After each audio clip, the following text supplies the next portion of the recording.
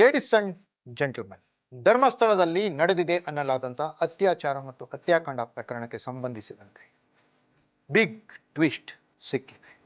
SIT ತನಿಖೆಯನ್ನು ನಡೆಸಿ ಕೋರ್ಟ್ಗೆ ವರದಿಯನ್ನೇ ಕೊಟ್ಟಿತ್ತು. ಚಾರ್ಜ್ ಶೀಟ್ ಅಂತ ಮಾಧ್ಯಮಗಳಲ್ಲಿ ಪ್ರಸಾರ ಆಗಿತ್ತು. ಆದರೆ ಅದು ಚಾರ್ಜ್ ಶೀಟ್ ಅಲ್ಲ, ಅದು ಮಧ್ಯಂತರ ವರದಿ.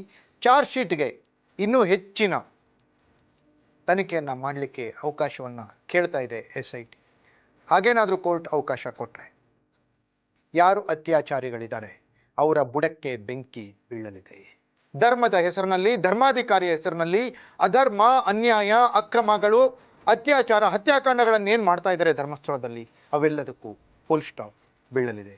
ಈ ಸುದ್ದಿ ಅತ್ಯಾಚಾರಿಗಳ ಎದೆಗೆ ನಡುಕವನ್ನು ಹುಟ್ಟಿಸ್ತಾ ಇರುವಂತಹ ಎಕ್ಸ್ಕ್ಲೂಸಿವ್ ಸ್ಟೋರಿ. ಎಸ್ ವೀಕ್ಷಕರೇ, ನೆಲ ಜಲ ಭಾಷೆಗಾಗಿ ಪ್ರಾಮಾಣಿಕ ಪತ್ರಿಕೋದ್ಯಮ. ನೀವು ನೋಡ್ತಾ ಇದ್ದೀರಾ focus TV.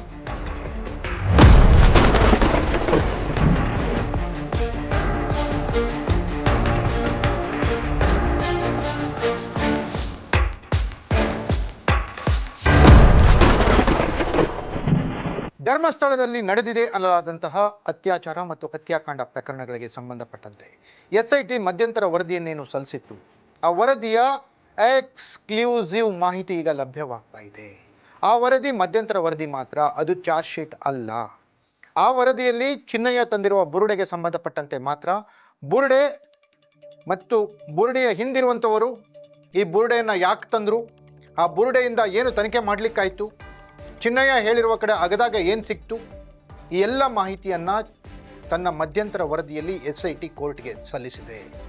Additional charge sheet ಸಲ್ಲಿಸೋದು ಬಾಕಿ ಇದೆ. ಎಲ್ಲಿಯೂ ಕೂಡ ಧರ್ಮಸ್ಥಳದಲ್ಲಿ ಅತ್ಯಾಚಾರ ನಡೆದಿಲ್ಲ, ಧರ್ಮಸ್ಥಳದಲ್ಲಿ ಹತ್ಯಾಕಾಂಡಗಳು ನಡೆದಿಲ್ಲ, ಧರ್ಮಸ್ಥಳದಲ್ಲಿ ಅಕ್ರಮಗಳು ನಡೆದಿಲ್ಲ ಅಂತ ಹೇಳಿ ಯಾವುದೇ ವರದಿ ಹೇಳ್ತಾ ಇಲ್ಲ. SIT ಕೂಡ ಎಲ್ಲಿಯೂ ಕೂಡ ಈ ಬಗ್ಗೆ ಹೇಳಿಲ್ಲ. ಅಥವಾ ಅಲ್ಲಿ ನಡೆದಿರೋದಕ್ಕೆ ಸಾಕ್ಷ್ಯಾಧಾರಗಳು ಸಿಕ್ಕಿವೆ ಅನ್ನೋದನ್ನು ಸೂಚ್ಯವಾಗಿ SIT ಕೋರ್ಟ್ಗೆ ತಿಳಿಸಿದೆ. ಅಸ್ಥಿ ಪಂಜರಗಳು ಸಿಕ್ಕಿದ್ದಾವೆ. ಹಾಗಾದರೆ ಆ ಅಸ್ಥಿ ಪಂಜರಗಳು ಯಾವುದು? ಅಸ್ಥಿ ಪಂಜರಗಳು ಮಹಿಳೆಯದ್ದ, ಪುರುಷನದ್ದ? ಅಸ್ಥಿ ಪಂಜರಗಳು ಕೊಲೆಯೋ ಅಥವಾ ಆತ್ಮಹತ್ಯೆಯೋ ಅಥವಾ ಬಲಾತ್ಕಾರ ಮಾಡಿರುವಂತಹ ಕೊಲೆಯೋ? ಆ ಅಸ್ಥಿ ಪಂಜರಗಳು ಎಷ್ಟು ವರ್ಷಗಳ ಹಿಂದಿನದ್ದು?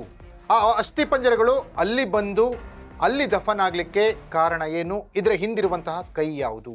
ಆ ಅಸ್ಥಿ ಪಂಜರಗಳು ಅಲ್ಲಿ ದಫನ್ನಾದರೆ ಅದಕ್ಕೆ ಪೂರಕವಾದಂತಹ, ಅದಕ್ಕೆ ಸರಿಸಮನಾಗಿ ಇರಬೇಕಾದಂಥ ದಾಖಲೆಗಳು ಧರ್ಮಸ್ಥಳ ಪೊಲೀಸ್ ಸ್ಟೇಷನ್ನಲ್ಲೂ ಇಲ್ಲ, ಧರ್ಮಸ್ಥಳ ಗ್ರಾಮ ಪಂಚಾಯಿತಿಯಲ್ಲೂ ಇಲ್ಲ, ಧರ್ಮಸ್ಥಳ ಸರ್ಕಾರಿ ಆಸ್ಪತ್ರೆಯಲ್ಲೂ ಇಲ್ಲ.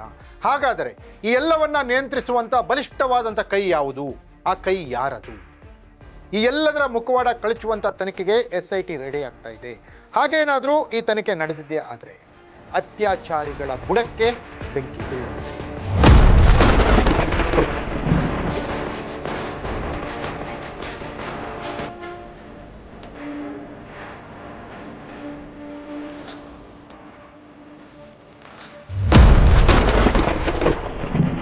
ಎಸ್ ವೀಕ್ಷಕರೇ, ಧರ್ಮಸ್ಥಳದ ಬುರುಡೆ ಪ್ರಕರಣಕ್ಕೆ ರೋಚಕ ಟ್ವಿಸ್ಟ್ ಸಿಗ್ತಾ ಇದೆ. ಅತ್ಯಾಚಾರ ನಡೆದಿರೋದು ಸುಳ್ಳಲ್ಲ, ಹತ್ಯಾಕಾಂಡ ನಡೆದಿರೋದು ಸುಳ್ಳಲ್ಲ ಅನ್ನುವಂಥ ತೀರ್ಮಾನಕ್ಕೆ SIT ಬಂದಿದೆ. ಹಾಗಾದರೆ ಅತ್ಯಾಚಾರ ನಡೆದಿದ್ದೇ ಆದರೆ, ಹತ್ಯಾಕಾಂಡಗಳು ನಡೆದಿದ್ದೇ ಆದರೆ ಅದನ್ನು ಮಾಡಿದ್ಯಾರು? ಮಾಡಿದವರು ಅಷ್ಟು ಪ್ರಭಾವಶಾಲಿಗಳ? ಮಾಡಿದವರು ಅಷ್ಟು ಇನ್ಫ್ಲೂಯೆನ್ಸ್ ಇರುವಂಥವರ? ಮಾಡಿದವರು ಅಷ್ಟೊಂದು ದೊಡ್ಡವರ? ಗ್ರಾಮ ಪಂಚಾಯತ್, ಸ್ಥಳೀಯ ಆಡಳಿತ ಘಟನೆಗಳನ್ನು ಮರೆಮಾಚ್ತಾ ಇದೆ. ಸ್ಥಳೀಯ ಪೊಲೀಸರು, ಧರ್ಮಸ್ಥಳ ಪೊಲೀಸ್ ಸ್ಟೇಷನ್ ಎಲ್ಲ ನಡೆದಂಥ ಘಟನೆಗಳ ದಾಖಲೆಗಳನ್ನು ಕೂಡಿಟ್ಟಿಲ್ಲ. ಇರೋ ಬರೋ ದಾಖಲೆಗಳು ಸುಟ್ಟಿದ್ದಾವೆ ಅಂತ ಹೇಳ್ತಾ ಇದ್ದಾರೆ. ಪಾರದರ್ಶಕವಾಗಿ ಅಲ್ಲಿ ತನಿಖೆ ಆಗಿಲ್ಲ, ಕಾನೂನಿನ ಕ್ರಮಗಳನ್ನು ಪಾಲನೆ ಮಾಡಲಾಗಿಲ್ಲ, ಮನಸ್ಸಿಗೆ ಬಂದಂತೆ ವರದಿಗಳನ್ನು ಸಿದ್ಧಪಡಿಸಲಾಗಿದೆ. ಹಾಗಾದರೆ ಪೊಲೀಸರಿಗೆ ಡೈರೆಕ್ಷನ್ ಕೊಡ್ತಾ ಇದ್ದಿದ್ದು ಯಾರು ಧರ್ಮಸ್ಥಳದಲ್ಲಿ? ಪೊಲೀಸರ ಮೇಲೆ ಪ್ರಭಾವ ಬೀರ್ತಾ ಇದ್ದಿದ್ದು ಯಾರು ಧರ್ಮಸ್ಥಳದಲ್ಲಿ? ಧರ್ಮಸ್ಥಳ ಪೊಲೀಸರು ಯಾವ ಆಸೆಗಾಗಿ, ಯಾರ ಒತ್ತಡಕ್ಕಾಗಿ, ಯಾರನ್ನ ಸೇಫ್ ಮಾಡಲಿಕ್ಕಾಗಿ ಈ ರೀತಿಯ ವರದಿಗಳನ್ನು ರೆಡಿ ಮಾಡಿದ್ರು? ಅಲ್ಲದೆ ಧರ್ಮಸ್ಥಳ ಮೂಡಬಿದ್ರಿಯ ಸರ್ಕಾರಿ ಆಸ್ಪತ್ರೆಯಲ್ಲಿಯೂ ಕೂಡ ಇದಕ್ಕೆ ಸಂಬಂಧಿಸಿದ ದಾಖಲೆಗಳಿಲ್ಲ. ಆ ದಾಖಲೆಗಳು ಎಲ್ಲೋಯ್ತು? ಆತ್ಮಹತ್ಯೆ ಮಾಡಿಕೊಂಡಿದ್ದಾರೆ ಎನ್ನಲಾದರೆ ಆತ್ಮಹತ್ಯೆ ಮಾಡಿಕೊಂಡಂಥ ಶವಗಳ ದಾಖಲೆಗಳಿರಬೇಕಲ್ಲ, ಇಲ್ವಲ್ಲ?